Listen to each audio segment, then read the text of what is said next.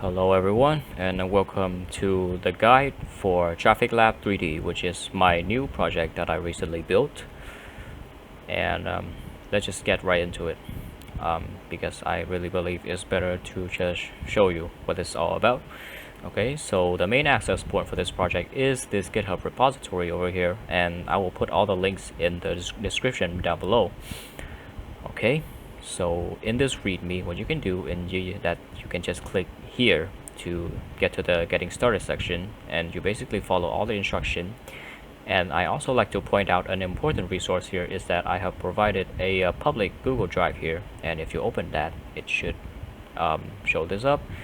And then in here is where I put all of my pre-trained object detection model and also some of my pre-constructed location, so that you can pretty much just test this app out of the box and just plug it in and see it end to end. Okay, so what you do is that first you clone the repo. I've already cloned it. Here I have it open in the in VS Code over here. And the most important folders you will have to pay attention to is the location folder, models folder, and the output folder over here. Okay, so what you do next is you download this Google Drive. Okay, I've already downloaded it, and you unzip it, and you should have this here.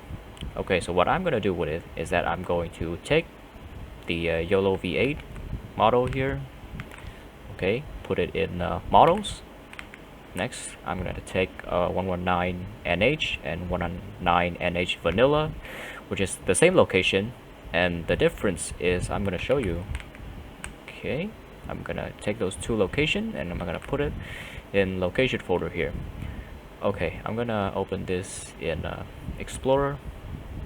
Okay, and what you can basically see is that let's see, open it in a window. It basically is that both of these locations are the same essentially. The only difference is that the original one has an extra SVG map and an ROI mask, which stands for region of interest mask, and the vanilla version doesn't have it. But the core of a location folder like this is the G projection JSON file over here, which we will get into later. I'm going to show you how to construct this file for a given location, and this will be especially important if you want to try it out on your own location or your own data and so on. Okay, so that's basically all we need to do to get our app running. So now I'm gonna open up terminal here. Okay, I've already have the required Python environment to run this, so I'm going to do conda activate ctv. Okay, I'm going to do python main. Okay, and this should launch the app. Okay, give it a second. Okay, alright, so my main interface for TrafficLab are these tabs over here, and first we have the welcome tab. This is just some introductory stuff, nothing too important. Here we have the location tab, where you can kind of construct your own location folder, but I would still suggest you use the file explorer route anyway, because it should be I mean, if you're more technical, that should be easier to follow. These are more like an afterthought basically. Okay, so the main point to inspect the two locations we just imported is the calibration tab over here. Okay, and as you can see, we have our two locations, 119NH and 119NH vanilla here. So first, if we inspect 119NH over here, what you can see is that it has already have a G projection JSON file over here. And because it's already have a G projection, what we can do is we can either validate it or reconstruct it. And if you look up here, you can see all these stages of the timeline for a calibration process. So if we hit validate, okay, it has confirmed that we will validate this location, and we hit proceed, it will move straight into the final stage, where we can simply just inspect how these projection affects a given location. Okay, here you can change the opacity of the SVG map. As you can see, it's basically a stylized graphic version of the satellite map, and I made this in Adobe Illustrator. I will show you how to do one of these later on.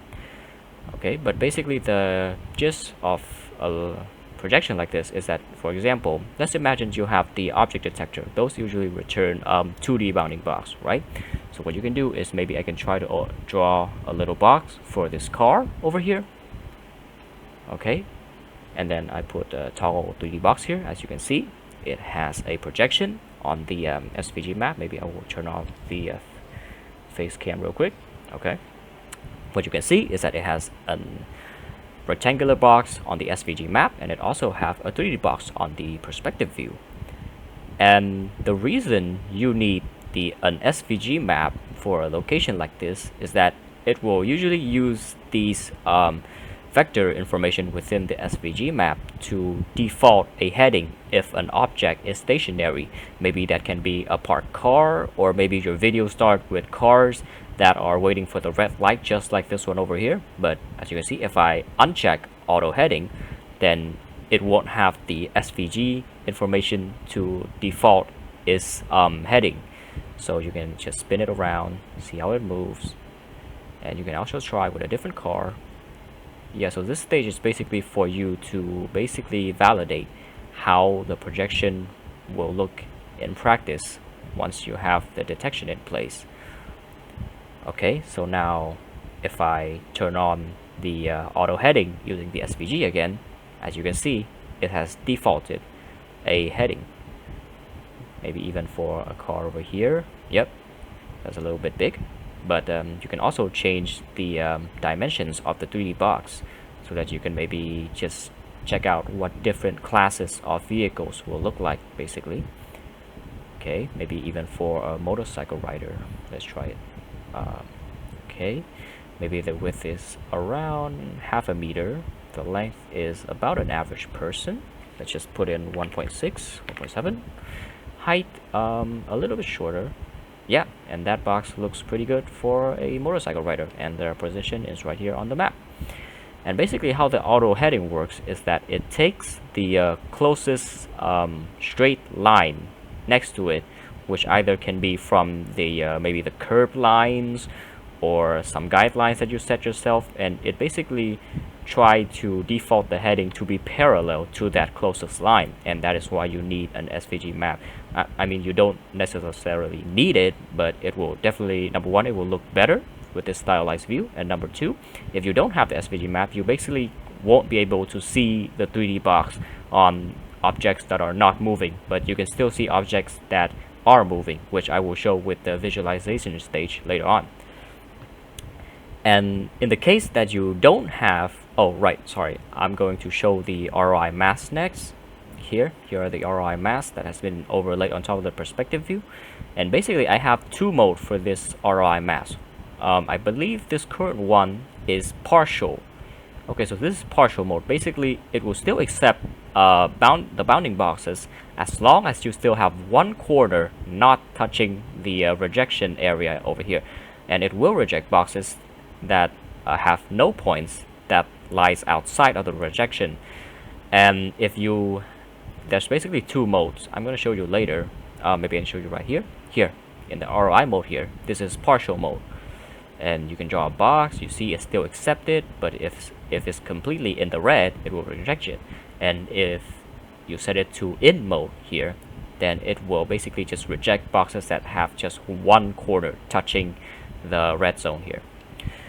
Okay, so that is the original 119NH location. Now let's go back to pick stage. We're gonna inspect the vanilla version without the SVG map and without the ROI mask.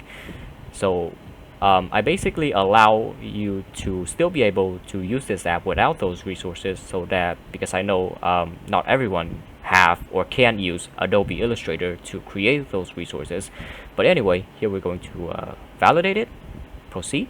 And as you can see, SVG and ROI are grayed out, and also in the control panel over here too, you don't have the mask and the SVG.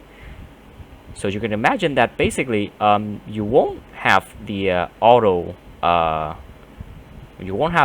heading anymore.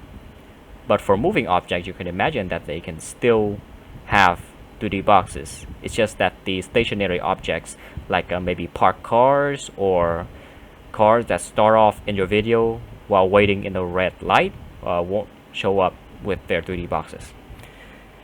Okay, so let's move on with just simply getting the app to let's just move on to be able to show you this thing. Yeah, we basically want to show you this thing here.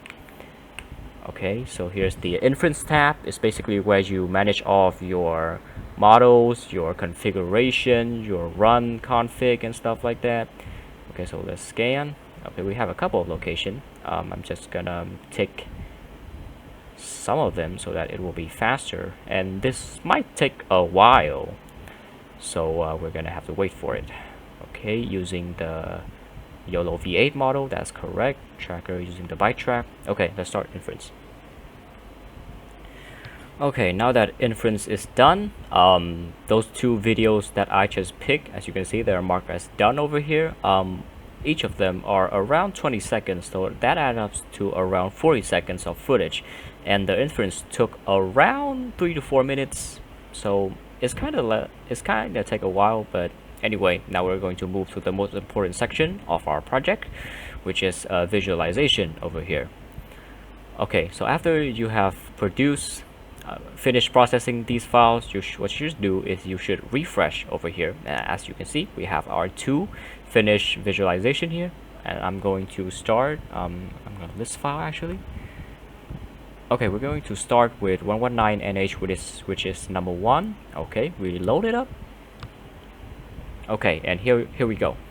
Okay, we got the dual view as satellite map and perspective view over here, and we press space to start playing.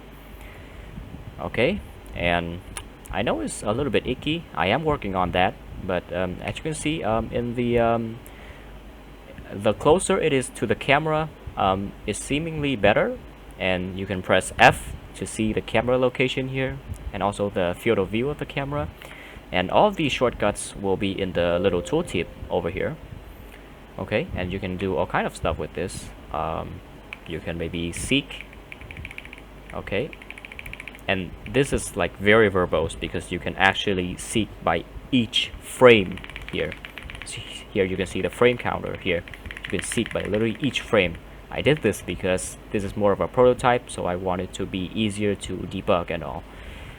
Okay, so anyway, as you can see, the parked cars and the cars waiting the red light still have their box, which will not be the case with the vanilla version without the SVG map and without the ROI mask. Okay, I'm just gonna press play.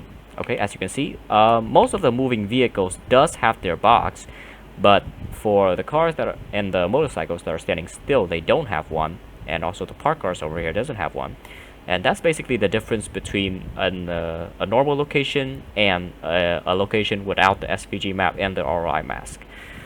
Okay, so that's basically all there is to this app. Now let's move on to how to actually get this running on maybe your own data. Okay, so first I'm going to close this out. Okay, go back to VS Code. Okay, so to do this, I'm just going to create a location, and honestly, I'm just going to okay, wait, you still need the app. I'm gonna open the app again. Here, you can first start with location, and I'm gonna put something here. You need a location code. I'm just gonna use 119nh again for the ease of it. I'm gonna put NNH 119nh new. Okay, now you're gonna need to choose a perspective image. Okay, and I'm just gonna pick 119nh over here, and you don't have to worry about the file name. This will automatically rename it for you.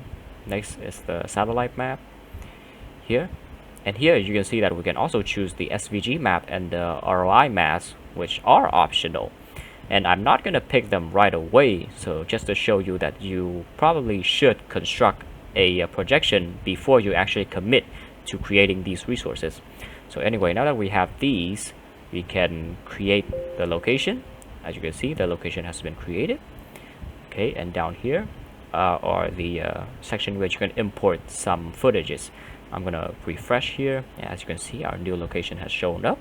I'm gonna add some footage. I'm just gonna pick the old footage again. Oh, here, okay, footage. Okay, I'm just gonna input these three. Okay, it has already added those 3 footages, and if you look in the folder here, as you can see, it has already all renamed and all the footage in the correct location for you. Just remember to follow these file structure closely. I do have some readme in each of the folders so that you can follow them correctly. Okay, anyway, okay, so now let's go to calibration, which is our first step, the first tab to create a new location. So first we press refresh, we check 119NH over here. As you can see, it doesn't have RI or SVG layout yet, and because it doesn't have a G projection just yet, what you can do is construct one. So we confirm our action is construct. Okay, we're not gonna take these because we don't have it. If you take them and you don't have the resources, it's gonna reject you. Okay, we can lock in our action as construct, and now let's proceed. And I do want to just give a heads up that this part is kind of complex math, so I'm gonna try to explain it and just basically try to guide you on how to do it and not really get deep into the math. If you do want to get deep into the math, the drive over here, I do stick my academic report, my detailed technical report on the project. It's too big, it's like 86 pages, because this project doubled up as my final for my advanced reading in a computer science course for my degree. So there's that if you want to go deep into the technical stuff. But anyway, let's proceed. Okay, so basically this calibration part, it requires some knowledge on camera models, homography, and camera calibration, duh. But yeah, if you don't really want to get deep into that, the first step is lens. What I suggest you do is you just press apply. Oh, I'm sorry, you just use default here. You press apply intrinsics, and then you proceed. And up in the top right corner over here, you can see there's an inspect button. That is where you can inspect your current progress with constructing the G projection. And as you can see, the intrinsics K over here is locked in from our previous step, and all these extra steps are not locked in yet because we haven't gone through them yet. Okay, so for the next few stages, I'm going to turn off the face cam so you can see the application better. Okay, so the second stage is the undistort stage over here. And basically what I suggest you do is that, do you see like this little pole over here? In real life, this pole should be straight, but it appears like curvy, right? That is because camera have distortion to them. So what I did to help you to solve this problem is this pen mode over here. Okay, so with this pen mode, what you can do is that you can find an object that should be straight but is actually curved here, and you mark it along its length over here. Okay, I'm gonna mark it. Okay, that should be good. And as you can see, the arc of it right now is in red and it's curvy, but it actually should be straight like the aqua line over here. So now that we have this on our image, we can turn off the pen mode, and we go back to adjusting the parameters to basically straighten this red line so that it can overlap the aqua line. And I already did this, so I know the exact configuration. You just have to change this down a bit. But of course, if you have your own location, you can just tweak these parameters. Each of them do a little different thing, and you can just tweak it around until it feels right to you.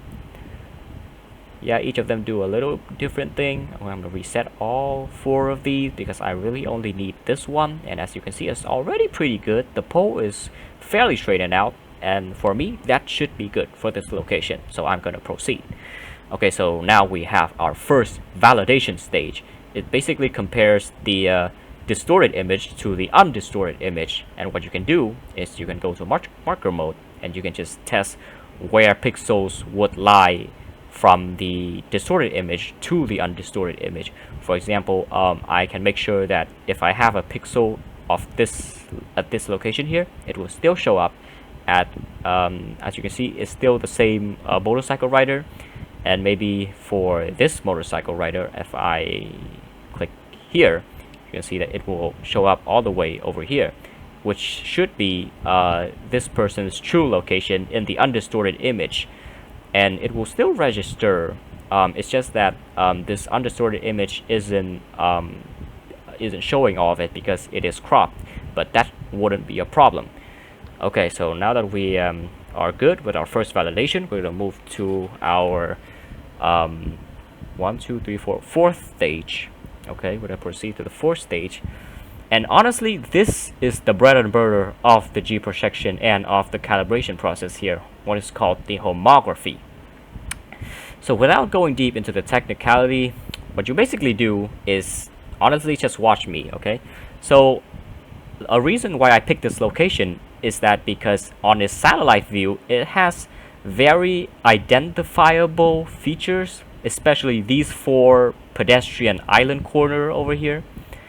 Okay, so what I'm gonna do is first I'm gonna register a pair. I'm gonna rename this to island 1. Okay, so now what you do is first on either the perspective or the satellite image, you pick a point here maybe, and then on the satellite map you pick the correspondent. So this location, this point here, it should be around here. Okay, and you repeat that for each of these islands, and of course for your own location you can identify the features that match between the perspective view and the satellite view. Maybe that could be road crossing marks, or maybe like these pedestrian island, or just some identifiable acute edges and corners that you can identify on both of the images. And these images, the crosswalk markings are a bit blurry, so I didn't use them, but thankfully they have these island corners, so that makes it pretty convenient. Okay, so now we have our first pair, we're gonna add another pair. The minimum amount you need are 4 pairs for this to work, which coincidentally match our 4 corners, so that's neat. Okay, let's name this island 2. We add the pair. Oh, we already added. Okay, and I'm gonna move to this little corner here. Okay, next we add island 3. Okay, move on to the next one. Should be around here, and finally island 4.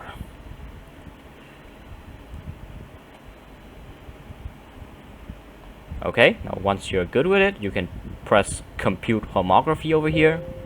Okay, it's a pretty good fit, and we after you compute it, you just hit proceed.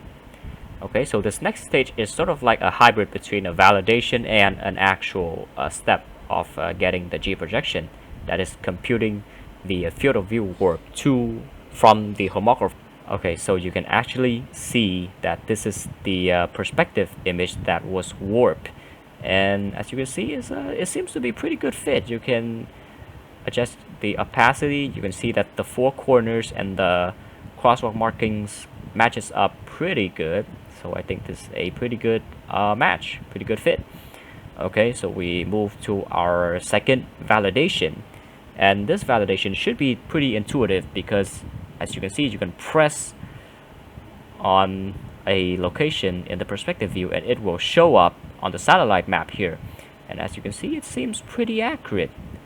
Press the feet of this pedestrian. Yep, that lies exactly on this island. And how about this motorcycle? Yep, that's around here. Okay, so that's pretty good already. Okay, so next we move on to our next stage, which is parallax subjects. And explaining this step is pretty difficult, but like I said, I have all the technical material here, so if you want to go deeper, you can just check these out.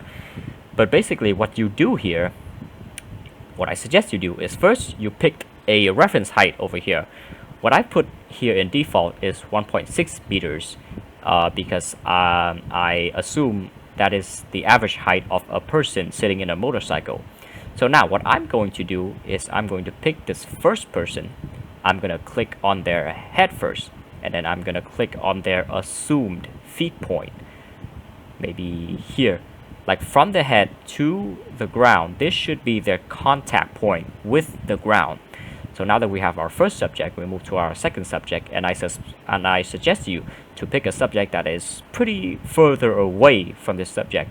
So I'm going to move all the way over here, I'm gonna pick this person. I'm gonna click on their head and their assume ground contact point. So there we have our second subject. What we can do is we can now compute the camera pose. And as you can see, according to these two subjects, the camera that is capturing this scene is somewhere around here, which seems pretty accurate in my opinion. Okay, now that we finished this step, next we proceed to the next step, which is getting a distance reference. And we can use the anchor points that we just used to compute the homography earlier to get a distance scale in pixels per meters. And what I suggest you do for this part is that if you have Google Earth over here, okay, and I'm gonna open up this location on Google Earth, do note that you do need to know where the location of your perspective, like you should know, if you look at this, you should know where this is on your Google map, so that you can obtain an image like this. But I think that's still pretty accessible because all you need is Google Map or Google Earth anyway. Okay, so I'm gonna search up this location. Okay, here it is. Yep, here it is. Okay, and if you have Google Earth over here, let's try to rotate it to be the correct orientation. Yep. And what you can do in Google Earth is you pick the ruler tool over here, and we pick these two anchor points and just measure this to here. Okay, so that's approximately 40.8 meters. So I'm gonna input in here 40.8 meters with compute scale, and there we go. That's pretty much all we need. And we move to our validation 3, and this part again, it will probably make more sense if you follow my technical report, but basically I have maybe the object height as 1.6 here, and I'm gonna click on the head of the person here. Okay, so as you can see, it's a little bit off, but that's okay. We can always refine this if we want to. As you can see, the red point is their head, and the aqua point is their assumed feet point. So what this is useful for is that if you have like a point that is just on the head here, it will show up as in the road instead of on the pedestrian island over here, which is not where this person is currently. So that is what this is useful for. Or maybe if you pick say this motorcycle rider, so right now he seems to be behind the crosswalk markings, and as you can see, the feed point does show that he is behind this crosswalk. But if you just take the head point, then it would look like that he is already past this line. So this is what that's useful for. Okay, so now that we have finished all three of our validation stages, let's proceed. Okay, and as you can see, we skipped through SVG and RI stages because we don't have those. And now here we are at the same place that we was with the 119 vanilla final stage. Okay, we can test all the things that we just did earlier with the 3D box and the projected view and everything. Maybe we try this car. As you can see, it showed up pretty accurately. Okay, so once this is good, what you can do is you press proceed. Okay, you can see your entire constructed JSON file, the G projection file here, which is the same as the inspection over here, and you can save it. Okay, save successfully. And if we move here, as you can see, our 119 new here now has a G projection JSON file. Okay, so now what we can do is we can move to inference. We scan it, and as you can see, our new location has shown up because it does have a G projection file, and we can do just the same thing that we did earlier with all these locations. Yeah. Okay, let's just run it to ensure that it works. Okay, let's do it. Okay, inference has finished running, and now we can move to visualization. As you can see, now we have 3 visualization files. Okay, let's list it out. The new one is the second one. Okay, the second one. All right, load it up. And as you can see, we were able to reproduce the result similar to the 119 vanilla one. So yeah, that's pretty much how you can do this visualization yourself with your own location. Okay, but next is the real question here. How did you get the SVG map and the ROI mask so that you can have a more complete, where is it? So that you can have a more complete visualization like this one. Okay, so I'm gonna show you. So as you remember, okay, now that we have saved this, we go back to pick stage. We should refresh it. Okay, we press new, and as you can see, it has a G projection, but it doesn't have an ROI or an SVG layout just yet. Okay, so this part is kind of complex. You need some Adobe Illustrator knowledge, but basically what I suggest you do is that you take a look at my constructed location in my Google Drive. All these over here, you got all these resources, and basically you just open up the Illustrator file folder over here. If you have Illustrator, you open them up and you basically just try to look around and reverse engineer them, if that makes sense. But I'm gonna walk you through a bit of them. I probably won't reconstruct it outright, but I am going to give you some pointers. So first, with the ROI mask over here, what I suggest you do is that first you open up the perspective image itself in Adobe Illustrator, and then what you do is that you create a new layer, okay, like this one, and you basically use the pen tool. Okay, I'm gonna pretend like I'm remaking this. Okay, so what you basically do is maybe you use the pen tool and you just draw over all the area that you want it to be your rejection area. Maybe this, this, this, this. I'm gonna leave a little bit off the edges. This, let's just do this. Okay. Control, it's been a while since I used Adobe Illustrator. What is it? Control I? Yeah, screw it. Okay, so I basically have this. I'm going to use the rectangular tool, draw all over it. I'm going to select these two. Pathfinder, cut it out. Frick, which is it? This one? Yeah, there we go. Okay, so now that we have this one, we hide the image over here.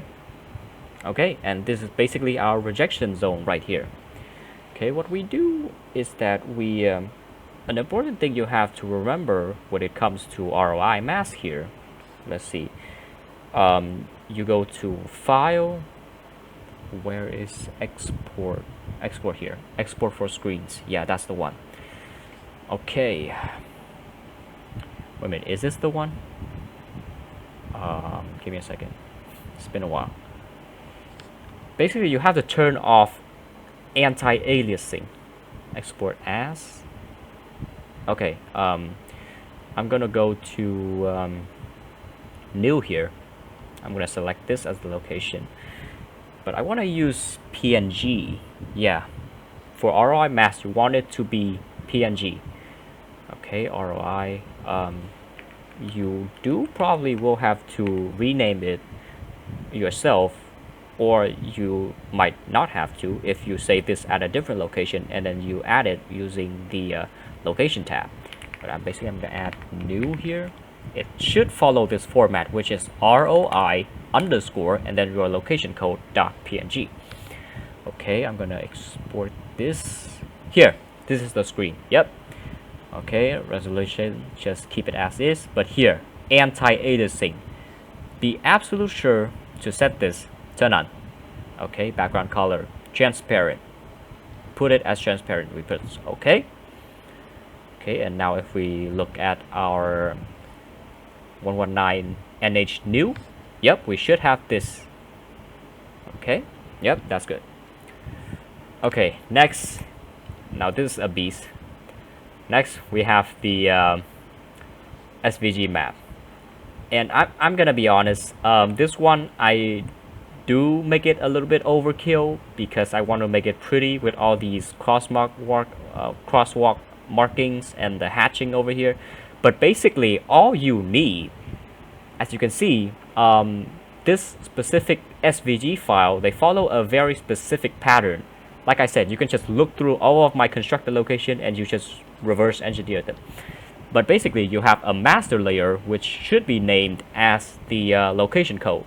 And next, you have 5 layers in this exact order: anchors on top, physical, guidelines, aesthetic, and background. And for background and aesthetic, you pretty much can just put whatever you want. For example, for the background layer, I have it as this gigantic gray background and the hatchings over here. Oh wait, if I disable it, you can see it should look like this. And for aesthetic, it's just these crosswalk markings. So these 2 layers, aesthetic and background, they don't really matter. It's just for you to make your map look a little bit better. Okay, so if we disregard those 2 layers, like I said, the most important layers of an SVG map like this are these first 3: anchors, physical, and guidelines. So first, let's just look at physical first. All right. So as you can see with physical, what you basically do is you use this exact same polygon. This is drawn using the pen tool still. And what I suggest you do if you do construct a new SVG map for your totally unique location is that you just take one of these, you Control-C and you Control-V them in your file, and you should get an exact shape like this that you can copy a style from, because it should follow this format exactly. Okay, and as you can see, each of these polygon in the physical layer here, they basically follow the physical infrastructure, as you can see in the satellite map over here. As you can see, we have these curves. We have curves here. We have the crossing islands here, the islands. And we have some barriers here. There's the barriers. Okay, and that's about it for physical. And now that we finished explaining physical, what I need to talk about next are the anchors layer. Okay, I just turned them on. And as you can see, they are these little tiny dots over here. And the most important thing about these dots is that you should name them here, as you can see. If I pick this one, yeah, this is selected and it is named here as Island Corner 1. You can change the name of an object in Adobe Illustrator just by double-clicking it, by the way, and you can just rename it like this. And this will be pretty substantial because it will show up in our TrafficLab later on. Okay, so we do these little red markers for each of these 4 corners, and ideally they should match up the anchors that you use to compute the homography. Okay, so now that we finished physical anchors, I'm just going to turn these on again so that it's easier on the eye. Finally are the guidelines. And basically what these guidelines do is that they are just toggleable physical. If you remember, our box on the SVG map, if we have an SVG map, it can default its heading when the vehicle is stationary by taking the parallel direction to the closest straight line to that position. And basically these guidelines also do that. If I'm gonna add this SVG map and the ROI mask to the 119 NH new location so that you can see it better in the final validation. But that's basically all you need. And do note that for this guideline layer, every element should be aligned like this. Like I said, if you're constructing a new SVG map for your own location, you can just open one of these up, you copy these, and you just paste it, and then you continue pasting them, and like you can start to move them around, modify them to your location. And that's basically what I did for all of my pre-constructed location. So there's that. Okay, and that's pretty much all there is to an SVG map. Like I said, all you have to do is pay attention to these 3 first layer, and if you have some more Adobe Illustrator skill, then you can add some flair with background and aesthetic, and that's about it. Okay, with that being said, I'm just gonna copy the SVG file here. Oh, right, sorry. About exporting this from Illustrator to the SVG format that we want. What we're gonna do, again, now that we have it saved, yep. Oh wait, let's, no, I don't want it saved. Let's export. Okay, we export as, we go to 119 NH new, we use SVG format, layout, again, layout underscore your location code. We export it. Okay, so yeah, for these SVG map, when you export them, you want to follow this exact configuration that I have on the screen right here. Styling, presentation attributes, font SVG, image preserve, objects ID, layer names, decimal 5. Yep, that's about it. You press OK. Okay, and now for your 119 NH new, yep, it should be full. Okay, so now we go back to our TrafficLab. Okay, go back to the calibration tab. Let's refresh it. Gonna pick 109 NH new over here. Oof. Okay, it doesn't show it up yet, but because it already have a G projection file, and currently in this JSON is saying that it doesn't use ROI and doesn't use SVG, which is why these tick boxes are still grayed out. But what we can do is we can reconstruct it. We tick these boxes, press OK. Okay, and now we proceed. Okay, and all of these are good, so you can just skip them. Just proceed for all of them. Proceed, proceed. Yep, they are all performed already. But what will be different is that the SVG stage and the ROI stage will be unlocked to us. And as you can see, here are our name anchors in the anchors layer earlier. So now we can easily align them. So as you can see, these are the anchors we used for the homography stage earlier. I'm actually going to turn off the face cam here. Okay. Okay, and as you can see, we have these little anchors, which will be very convenient for us to align it. Okay, so island corner 1 matches up with island 1. Island corner 2 matches up with island 2. 4, island 4, 3, island 3. Alright, and now we press compute alignment. And as you can see, it matches up pretty good. Okay, okay, so that's all there is to our SVG stage. Next is our ROI stage.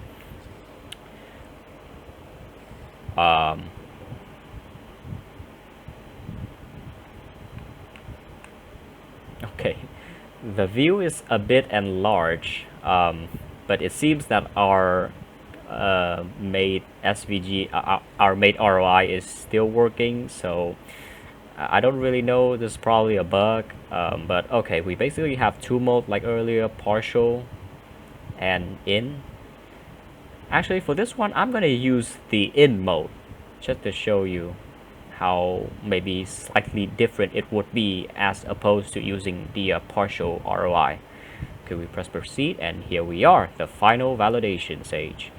Okay, here we have, we're gonna tick auto heading, gonna draw a box here, we toggle the 3D box, and as you can see, yeah, it's using guidelines, because guidelines and physical are what is driving the auto heading. And maybe if there's a parked cars, I'm gonna pump up the SVG map to max. Maybe there's a parked cars on the sidewalk, maybe, okay, I'm gonna draw it over here. Here, this car is parked on the sidewalk, I'm gonna draw it. Oh, it is rejected by the, okay, I did it a little bit too aggressive. Okay, I'm gonna find a parked car that is close to the curbs here. Let's just say there's a imaginary car here. Yeah, as you can see, it is using default as the curb. So both the physical polygons and the guidelines will be used to drive the auto heading. Maybe in the middle of the little crossing here. Yep, it takes this guideline. Okay, let's proceed with our new save SVG and ROI. As you see, use ROI turn to true, and use SVG turn to true here. Okay, let's save it. Okay, save this faithfully. Okay. But our G projection is different. So we're probably going to have to delete this one because it's already done. I do have a white output button here if you want to use it, but we probably should just delete it in the project itself in the folder. So as you can see, the project will be produced in this manner. Each of these will be a JSON GZ file, which is like a compressed JSON format. But let's delete the 119 new here. Go back to our app. Let's scan again. Okay, this one has reverted to pending. Okay, so now that we have our new SVG and ROI for this 119NH new, let's run inference on it again, and we should be able to reproduce the original 119NH results. Okay, it has finished. Now let's check out in the visualization tab. Okay, our should be the second one. Okay, let's load it up. Yep, and we have successfully reproduced the same results as the 119NH original one.